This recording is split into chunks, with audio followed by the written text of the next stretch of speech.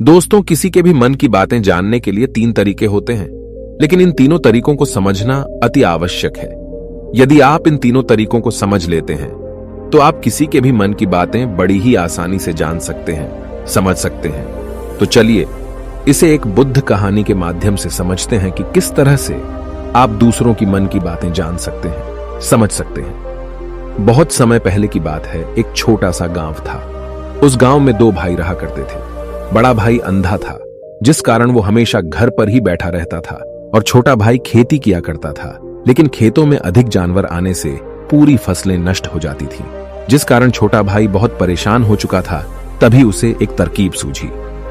एक दिन उसने सोचा, खेतों में से इन जानवर को भगाने के लिए क्यों ना मैं अपने बड़े भाई की मदद लूं। वैसे भी बड़े भैया अंधे हैं। अगर वह खेत में बैठे रहेंगे और जानवरों की आहट आने पर वो उन्हें जोर से चिल्लाकर भगा सकते हैं, जिससे हमारी फसलें बच सकती हैं। इसलिए उन्हें मैं खेत में बिठा देता हूं। ये सब सोच विचार करने के बाद उसने अपने खेत में ही एक छोटी सी झोपड़ी तैयार की और अपने अंधे भाई को उस खेत में बिठा दिया और उनसे कहा, भैया, यदि कोई जानवर की आहट आपको सुनाई दे तो आप जोर जोर से चिल्लाना। ये सुनकर वो जानवर यहां से भाग जाएंगे और हमारी फसलें नष्ट होने से बच जाएगी। बड़ा भाई अपने छोटे भाई की बात मान लेता है और वो उस दिन से खेत में ही रहना शुरू कर देता है। जब भी किसी जानवर की आहट उसे सुनाई देती तो वो तुरंत जोर जोर से चिल्लाना शुरू कर देता, जिससे वो जानवर उसके खेतों से भाग जाते। ऐसा करते करते कई दिन बीत चुके थे। तभी एक दिन उसके खेत में एक हिरण भागता हुआ आता है और वह खेत के बांध को तोड़कर वहां से भाग गया। लेकिन उसी हिरण का पीछा करते हुए एक राजा भी उस खेत में आ पहुंचा। तभी राजा की नजर उस अंधे भाई पर पड़ती है। राजा उस व्यक्ति से कहता है, देखो, मैं यहां पर एक जानवर का पीछा करते हुए आया हूं। क्या तुमने उस जानवर को यहां पर देखा है? इस पर वो व्यक्ति कहता है, हे राजन, मैं तो अंधा हूं, मैं भला किसी जानवर को कैसे देख सकता हूं। लेकिन मैं आपको इतना जरूर बता सकता हूं कि जो जानवर मेरे खेतों से होकर भागा है वो आपके लायक नहीं है। आप उसके पीछे अपना समय यूं ही व्यस्त कर रहे हैं। राजा उस अंधे व्यक्ति की बात सुनकर बड़ा अचरज में पड़ गया। वो ये सोचने लगा कि आखिर ये तो अंधा है, फिर इसे कैसे पता कि जिस हिरन को मैं तलाश रहा हूं वह हिरन मेरे लायक है ही नहीं। ये अंधा व्यक्ति मुझे कैसे बता सकता है? तभी राजा उस अंधे व्यक्ति से कहता है, कहीं तुम मुझसे झूठ तो नहीं कह रहे? एक तरफ तुम ये कहते हो कि तुम अंधे हो और दूसरी तरफ तुम ये भी कह रहे हो कि जो जानवर यहां से भागा है वो मेरे लायक नहीं है। इस पर वो अंधा व्यक्ति कहता है, हे राजन, जिसे आप एक हिरण समझ रहे हैं, असल में वो एक हिरण नहीं है, बल्कि एक हिरणी है, और वो भी गर्भवती है। और जहां तक मुझे ज्ञान है, मैंने कभी किसी राजा को किसी गर्भवती हिरणी का शिकार करते हुए नहीं सुना है। और इसी कारण मैं आपसे ये कह रहा हूं कि वो हिरणी आपके लायक नहीं है। आप उसके पीछे अपना समय व्यर्थ ना करें। यह सुनकर राजा और भी अचरज में पड़ गया। वो ये सोचने लगा कि आखिर ये अंधा आदमी ये कैसे जान सकता है कि वो हिरणी है और गर्भवती है। राजा कुछ देर सोच विचार करने के बाद अपने सेनापति से कहता है, सेनापति जी, मुझे वो जानवर जिंदा चाहिए, क्योंकि मुझे यह पता करना है क्या वह हिरणी है और क्या वह गर्भवती है। क्योंकि यह अंधा आदमी बहुत विश्वास के साथ कह रहा है और मुझे इस बात की पुष्टि करनी है। यदि वह हिरणी हुई और गर्भवती हुई तो वह हमारे शिकार के लायक नहीं है, क्योंकि हम तो एक हिरण का पीछा कर रहे थे। इसलिए जाओ और पता करो कि क्या वो हिरणी है। सेनापति राजा से आज्ञा लेकर आगे की ओर बढ़ चलता है और कुछ देर बाद जब वह वापस लौट कर आता है तो वह राजा को कहता है, हे राजन, इस अंधे आदमी ने जो भी बातें कही हैं वो बिल्कुल सही हैं। वो एक हिरणी ही है और वह गर्भवती भी है। यह सुनकर राजा आश्चर्यचकित रह गया। उसे समझ नहीं आ रहा था कि आखिर अंधा आदमी कैसे पता कर सकता है कि वह जानवर एक हिरणी है, और तो और वह गर्भवती है। भला एक अंधा आदमी यह कैसे देख सकता है? यह कैसे जान सकता है? आखिर इसे यह कैसे पता चला? ऐसे कई सारे प्रश्न अब राजा के मन में उमड़ने लगे। अब राजा ने यह ठान लिया था कि मुझे इस बात की तह तक पहुंचना ही है कि आखिर यह अंधा आदमी कैसे जानता है कि वह जानवर एक हिरणी है। यह सोचकर राजा उस अंधे आदमी के पास जाता है और उस अंधे आदमी से कहता है, देखो, मैं ये तो नहीं जानता कि तुम सचमुच अंधे हो या नहीं, लेकिन मैं तुमसे एक बात जानने आया हूं। क्या तुम मेरे प्रश्न का सही सही जवाब दोगे? इस पर अंधा व्यक्ति कहता है, हे राजन, आप जो कुछ पूछना चाहते हैं मुझसे पूछ सकते हैं, मैं आपको बिल्कुल सच सच जवाब दूंगा। इस पर राजा कहता है, देखो, एक तो तुम कहते हो कि तुम अंधे हो और दूसरी तरफ तुमने यह बता दिया कि जिस जानवर का पीछा मैं कर रहा हूं वह एक हिरणी है, और तो और वह गर्भवती भी है। आखिर तुम्हें यह कैसे पता चला? तुम्हारे खेत में और भी तो जानवर आते होंगे, और भी तो जानवर यहां से गुजरते होंगे, फिर तुमने यह कैसे अंदाजा लगाया? तभी वह अंधा व्यक्ति राजा से कहता है, हे राजन, आप जिस हिरणी का पीछा कर रहे थे वही हिरणी जब मेरे खेत में आई, उसकी रफ्तार और उसके भागने की आहट से मुझे यह एहसास हो चुका था कि यह एक हिरणी है, और मेरे खेत की जो बांध है वह बहुत छोटी है, उसकी ऊंचाई ज्यादा नहीं है। यदि कोई हिरण होता तो उस बांध को बड़ी आसानी से लांघ जाता, लेकिन वह हिरणी इस बांध को तोड़कर भागी है, और यदि वह इस बांध को छलांग लगाकर पार करने का प्रयास करती तो इससे उसके बच्चे को खतरा होता, और इसी बात से मैंने यह पता लगा लिया कि वह गर्भवती है। इस कारण वह ज्यादा ऊंची छलांग न लगाकर मेरे खेत की बांध को तोड़ते हुए भाग गई। इस पर राजा के मन में एक और प्रश्न उठा। राजा ने कहा, किंतु तुम्हें कैसे पता चला कि वो एक हिरणी ही है, और भी तो कोई जानवर यहां पर आ सकते हैं? इस पर वो अंधा व्यक्ति कहता है, हे राजन, मैं पूरा दिन सुबह शाम यहीं पर बैठा रहता हूं, और मेरी सुनने की शक्ति बहुत तेज है। मैं ये बाफ जाता हूं कि कौन सा जानवर मेरे खेत में आया है, और उसी के आधार पर मैं जोर जोर से चिल्लाता हूं ताकि वो मेरे खेत से भाग जाए और मेरे खेत की फसलों को नष्ट ना कर पाए। राजा उस अंधे आदमी का यह जवाब सुनकर पूरी तरह से संतुष्ट हो चुका था। वो मन ही मन ये सोच रहा था कि आदमी भले ही अंधा हो, लेकिन ये तो बड़ा ज्ञानी मालूम पड़ता है। इस आदमी से कुछ ना कुछ तो काम निकलवाना ही चाहिए। ये विचार लिए हुए राजा वहां से वापस अपने महल की ओर लौट जाता है। राजमहल पहुंचते ही राजा उस अंधे व्यक्ति से कहता है, आप तो बड़े ज्ञानी व्यक्ति हैं, आपको किसी भी बात का पता बड़ी आसानी से चल जाता है। आज मैंने आपको यहां पर इसलिए बुलाया है क्योंकि मैं आपसे ये जानना चाहता हूं कि मेरी पत्नी पतिव्रता है या नहीं। इस पर वो अंधा व्यक्ति कहता है, हे राजन, ये कैसा प्रश्न हुआ? इस पर राजा कहता है, मैंने आपसे बिल्कुल उचित प्रश्न किया है, मुझे इस प्रश्न का उत्तर दीजिए। इस पर वो अंधा व्यक्ति कहता है, हे राजन, ये सारी बातें जाने दीजिए। आपकी शादी को इतने साल बीत चुके हैं, और अब आप ये बात क्यों जानना चाहते हैं? आपके मन में ऐसे प्रश्न क्यों उठ रहे हैं? इस पर राजा जिद करते हुए कहता है, देखिए, आपको मुझे इस प्रश्न का उत्तर तो देना ही होगा। यदि आप मुझे इस प्रश्न का उत्तर नहीं देंगे तो मैं आपको मृत्युदंड दे दूंगा। राजा के मुख से यह बात सुनकर वो अंधा व्यक्ति कहता है, हे राजन, यदि आप इस प्रश्न का उत्तर चाहते हैं तो उसके लिए आपको मेरा एक काम करना होगा। राजा कहता है, बोलो, मुझे क्या काम करना होगा? इस पर व्यक्ति कहता है, इसके लिए आपकी पत्नी को मेरे साथ कमरे में अकेले छोड़ना होगा। उस अंधे व्यक्ति की यह बात सुनकर राजा पहले तो क्रोधित हो जाता है, लेकिन फिर कुछ सोच विचार करने के बाद वह उस व्यक्ति की बात मान लेता है और अपने सेनापति को आदेश देता है, सेनापति जी, इस व्यक्ति को और मेरी पत्नी को एक कमरे में कुछ देर के लिए अकेला छोड़ दे। सेनापति बिल्कुल वैसा ही करता है। अब राजा की पत्नी और अंधा आदमी एक कमरे में बंद हो चुके होते हैं। तभी वो अंधा आदमी राजा की पत्नी से कहता है, मुझे आपको छूना है। इस बात पर रानी अत्यधिक क्रोधित हो जाती है और उस अंधे आदमी को वो पकड़ पकड़ कर पीटने लगती है, कभी हाथों से तो कभी लातों से तो कभी पटक पटक कर। इस तरह से उन्होंने उस अंधे आदमी की खूब पिटाई की। उसके बाद किसी तरह से वह अंधा आदमी अपनी जान बचाकर वहां से भाग निकलता है और वह राजा के पास पहुंचता है और वह राजा से कहता है, हे राजन, आपकी पत्नी पतिव्रता नहीं है। यह बात सुनकर राजा अत्यधिक क्रोधित हो उठता है और राजा अपनी तलवार निकालकर सीधा अपनी पत्नी की ओर जाता है और क्रोधित होकर वह अपनी रानी से कहता है, रानी जी, आज मैं जो भी सवाल आपसे करने वाला हूं उसका मुझे सच सच जवाब दीजिएगा, और यदि आपने एक शब्द भी झूठ कहा तो मैं आपका अभी के अभी सर धड़ से अलग कर दूंगा। तभी आगे वह राजा कहता है, मुझे बताइए, क्या आप पतिव्रता हैं या नहीं? इस पर रानी कहती है, हे राजन, आप भले ही मुझे जान से मरवा दीजिए, लेकिन मैं पतिव्रता नहीं हूं। राजा यह बात सुनकर बहुत खुश हुआ, क्योंकि उस अंधे आदमी ने जो भी कहा था वह बिल्कुल सच था।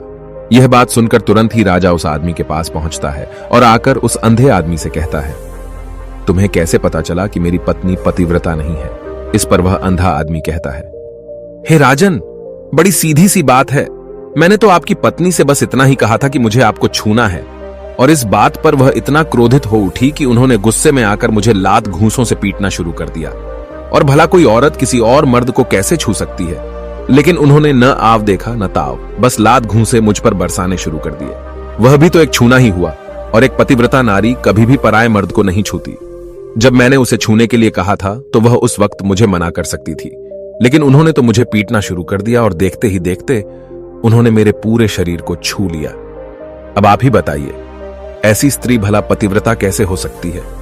इस पर राजा कहता है, तुम तो बड़े ज्ञानी मालूम पड़ते हो। अच्छा ठीक है, चलो तुम मेरे एक प्रश्न का और जवाब दो। यदि तुमने मुझे इस प्रश्न का सही सही जवाब दे दिया तो मैं तुम्हें यहां से जाने दूंगा। आगे राजा उस अंधे आदमी से कहता है कि तुम मुझे यह बताओ, क्या मैं सच में अपने पिताजी का ही बेटा हूं या फिर किसी और का? इस पर वह अंधा भी कहता है, हे राजन, इस बात से आपका क्या लेना देना? आप किसी की भी औलाद हो, आखिर आप हैं तो इस राज्य के राजा, इसलिए इस प्रश्न को जाने दीजिए। लेकिन राजा कहता है, नहीं नहीं, मुझे इस प्रश्न का सही सही जवाब चाहिए, अन्यथा यह प्रश्न मुझे हमेशा परेशान करता रहेगा। इसलिए मैं इसका सही सही जवाब जानना चाहता हूं। यदि तुम इसका सही सही जवाब दे देते हो तो तुम यहां से जा सकते हो, मैं तुम्हें नहीं रोकूंगा। इस पर वह अंधा आदमी कहता है, हे राजन, इसके लिए तो मुझे आपके मां के पास भी जाने की कोई आवश्यकता नहीं है।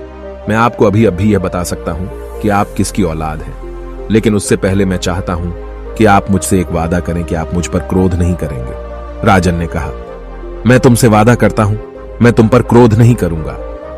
इसके बाद वह अंधा आदमी राजा से कहता है, हे राजन, आप है तो अपने ही पिता के पुत्र, लेकिन आप पर एक कंजूस सेठ की छाया पड़ी हुई है। यह सुन राजा बहुत क्रोधित हो उठा और वह तुरंत तलवार निकालकर अपनी मां के पास जा पहुंचा। वह वहां पर पहुंचने के बाद अपनी मां से कहता है, मां, मुझे सच सच बताइए, क्या मैं अपने ही पिता का पुत्र हूं या नहीं? यदि आपने मुझे सही सही नहीं बताया तो वह यहीं पर अपने प्राण त्याग दूंगा। मुझे बताओ क्या सच है? इस पर उस राजा की मां कहती है, बेटा, तू है तो अपने ही पिता का पुत्र, लेकिन तुम्हारे ऊपर एक कंजूस सेठ की छाया पड़ी हुई है। जब मैं एक बार नहाने के बाद अपना मुंह आईने में देख रही थी, तभी उस कांच के पीछे मुझे एक कंजूस सेठ नजर आता है और उसी की छाया तुम पर पड़ चुकी है। यह सुन राजा बहुत खुश हो जाता है और वह तुरंत दौड़ा दौड़ा वापस उस अंधे आदमी के पास पहुंचता है और उस अंधे आदमी से कहता है, तुम्हें यह कैसे पता चला कि मुझ पर एक कंजूस सेठ की छाया पड़ी हुई है? इस पर वह आदमी कहता है, हे राजन, आपने मुझसे कई सारे सवाल पूछे जिनका जवाब मैंने आपको सही सही दिया है। यदि कोई और राजा होता तो मुझे इसके बदले में ढेरों सारे इनाम मिल चुके होते, लेकिन अब तक आपने एक फूटी कौड़ी तक नहीं दी है। इस बात से ही मैंने अंदाजा लगा लिया था कि आप बहुत कंजूस हो। यह बात सुनकर राजा जोर जोर से हंसने लगा और कहता है कि आप जो भी मांगेंगे वह मैं आपको अवश्य दूंगा, लेकिन मुझे यह बताओ कि तुम्हें कैसे पता चल जाता है कि कौन सी बात सही है और कौन सी गलत? तुम किसी भी बात का इतना सटीक और सही जवाब कैसे दे पाते हो? इस पर वह अंधा आदमी कहता है, हे राजन, मैं तो वैसे ही अंधा हूं। यदि मेरी आंखें होती तो मैं किसी की भी मन की बातें बड़ी सरलता से जान लेता। मन की एक भाषा होती है और यह भाषा मनुष्य के शरीर के व्यवहार के रूप में देखी जा सकती है।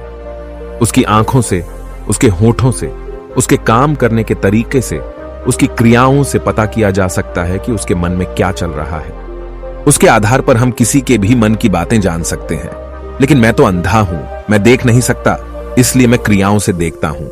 यदि मुझे कोई बात जाननी हो तो अगले आदमी को कुछ काम देना पड़ता है, जिस पर वह व्यक्ति किस प्रकार काम करता है, किस तरीके से इस काम को करता है, उसके आधार पर ही मैं यह पता कर पाता हूं कि उसके मन में क्या चल रहा है। तभी वह राजा कहता है, तो क्या इसका अर्थ यह हुआ कि मैं भी किसी के मन की बातें जान सकता हूं? इस पर वह अंधा आदमी कहता है, हे राजन, अवश्य आप भी किसी भी व्यक्ति के मन की बात जान सकते हैं, किंतु उससे पहले आपको अपने ऊपर काम करना होगा, और वह काम है अपने मन को शांत करना, अपने मन को वर्तमान में लाना होगा, जिसके लिए मैं आज आपको 3 तरीके बताने वाला हूं। और ये तीनों ही तरीके बड़े ही आसान और सरल हैं, किंतु हे राजन, उससे पहले आपको एक काम करना होगा, अपने मन को एकाग्र करना होगा।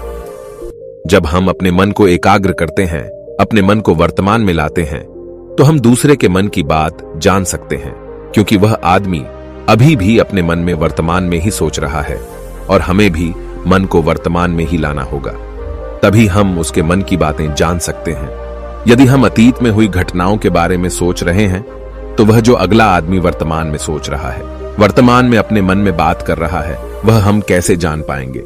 क्योंकि हम तो अतीत की घटनाओं में डूबे हुए हैं। इसलिए किसी के भी मन की बात जानने के लिए सबसे पहले हमें हमारे मन को एकाग्र करना होगा, उसे वर्तमान में लाना होगा। आगे वह व्यक्ति राजा से कहता है, हे राजन, जो 3 तरीके मैं आपको बताने वाला हूं, इन 3 तरीकों से बड़ी आसानी से किसी के भी मन की बातें जान सकते हैं। उसके बाद वह अंधा आदमी राजा से कहता है, हे राजन, जो सबसे पहला तरीका है वह है आंखों पर ध्यान देना। किसी व्यक्ति से बात करते वक्त उसकी आंखों में देखना, उसकी आंखों पर ध्यान देना जो सबसे ज्यादा जरूरी है, क्योंकि आंखें बोलती नहीं पर बहुत कुछ कह जाती हैं। यदि हम किसी व्यक्ति की आंखों के इशारों को समझना सीख जाएं, हम यह जान पाएंगे कि व्यक्ति के दिमाग में क्या चल रहा है, वह क्या सोच रहा है और अभी वह क्या करने वाला है।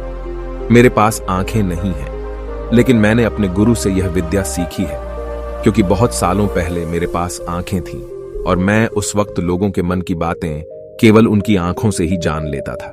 इसलिए यदि आप भी दूसरों की मन की बातें जानना चाहते हैं तो आपको भी उनकी आंखों पर गौर करना चाहिए, जैसे कि उनका आकार कैसा है, वह कब, कहां और किधर देख रहे हैं। यदि उसकी आंखें यहां वहां घूम रही हैं, जब आप उससे बातें कर रहे हैं तो वहां वह इधर उधर मोड़ रहा है, कभी ऊपर तो कभी नीचे या कभी आसपास, या फिर उसकी आंखें खुश नजर आ रही हैं या फिर आंखें निराश नजर आ रही हैं, जैसे कि चोर होता है।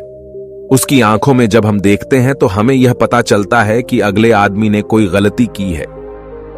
ठीक उसी प्रकार जब हम किसी चालाक व्यक्ति की आंखों में देखते हैं तो आपको पता चलेगा कि उसकी आंखों में एक भाषा होती है।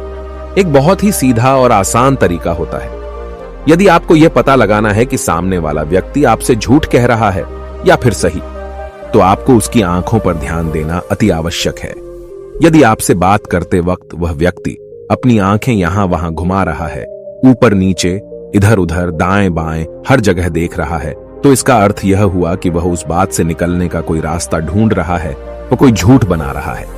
यदि सामने वाला व्यक्ति आपसे कुछ झूठ कहने का प्रयास कर रहा है तो वह आपसे नजर नहीं मिलाएगा। वह यहां वहां देखेगा, ऊपर नीचे देखेगा, लेकिन वह आपकी आंखों में आंखें डालकर कभी नहीं देख पाएगा, क्योंकि उसे डर है कि यदि उसने आपकी आंखों में आंखें डालकर देखी तो उसका झूठ पकड़ा जाएगा और लोगों को सच्चाई का पता चल जाएगा।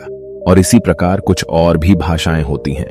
जब आप किसी की आंखों में आंखें डालकर यह देखना शुरू कर देंगे कि उसके हाव भाव क्या है, ठीक उसी प्रकार चेहरे के हाव भाव होते हैं, जिससे हम मन की बातें बड़ी आसानी से समझ सकते हैं और इन्हें भी समझना बहुत जरूरी है। कभी कभी कोई व्यक्ति अपने चेहरे से जैसे आंख, होंठ और बहुत से कुछ अलग अलग व्यवहार करता है। यदि आप किसी व्यक्ति के चेहरे में गौर करेंगे तो आप आसानी से समझ पाएंगे कि वह व्यक्ति निराश है, जब व्यक्ति बहुत उदास है, या फिर वह बहुत खुश है, या फिर उसे कोई बहुत बड़ा दुख है।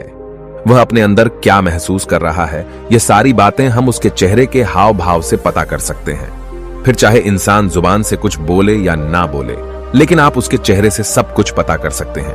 आगे व्यक्ति राजा से तीसरा तरीका बताते हुए कहता है, हे राजन, इसी प्रकार तीसरी भाषा भी है, अर्थात तीसरा तरीका भी है, और वह है हाथों के इशारे और शरीर का व्यवहार। मन की बात समझने के लिए हमें हाथ के इशारे और शरीर के व्यवहार को समझना बहुत आवश्यक है।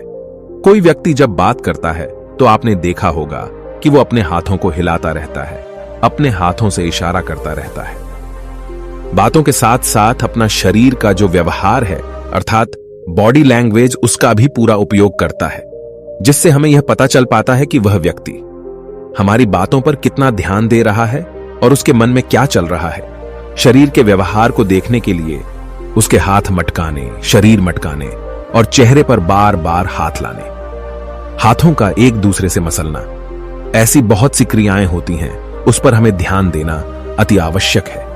मन की बात को समझने के लिए हमें शरीर के व्यवहार को भी समझना पड़ता है। यदि हम इन 3 तरीकों को सही तरीके से ध्यान देकर इन 3 तरीकों को अच्छे से समझ लेते हैं तो हम बहुत जल्दी किसी भी व्यक्ति के मन की बातें बड़ी सरलता और सहजता से जान सकते हैं। इसलिए यदि आपको किसी के मन की बातें जानी हैं तो आपको उसकी आंखों पर, उसके चेहरे पर, उसके शरीर के हाव भाव को और उसके हाथों को ध्यानपूर्वक देखना और समझना होगा, जिससे आप यह समझ पाएंगे कि आखिरकार उसके मन में क्या चल रहा है और वह क्या सोच रहा है। लेकिन उनसे पहले आपको अपने मन को एकाग्र करना होगा, शांत करना होगा और अपने मन को वर्तमान में लाना होगा। तभी आप उस व्यक्ति की इन सभी क्रियाओं पर ध्यान दे पाएंगे, उन्हें समझ पाएंगे। अन्यथा आप यदि अतीत की घटनाओं में व्यस्त हैं, भविष्य की योजनाओं में व्यस्त हैं, तो आप उस व्यक्ति के हाव भाव पर कभी ध्यान ही नहीं पाएंगे और न ही आप कभी यह समझ पाएंगे कि आखिर उस व्यक्ति के मन में क्या चल रहा है, वह क्या सोच रहा है। आपने देखा होगा कि ऐसे कई बड़े संत महात्मा हैं जो बड़ी ही शांति से आपको देखते हैं और आपको देखकर ही ये बता देते हैं कि आपके मन में क्या चल रहा है, आप उनसे क्या जानने आए हैं। और इसका सबसे बड़ा प्रमुख कारण यही है कि वह आपको पढ़ सकते हैं, आपको समझ सकते हैं, आपकी मन की बातें जान सकते हैं, क्योंकि उनका मन एकाग्र है, शांत है और यही कारण है कि वह आपके मन की बातें बड़ी सरलता से समझ जाते हैं। यदि आपने अब तक पूरी कहानी को सुना है तो मैं आपसे एक छोटा सा अनुरोध करना चाहता हूं। कृपया इस चैनल को सब्सक्राइब करें ताकि मैं आपके लिए और भी ऐसी ही ज्ञान से भरपूर कहानियां लेकर आ सकूं। नमो बुद्धाय। मिलते हैं एक नई कहानी के साथ अगली वीडियो में।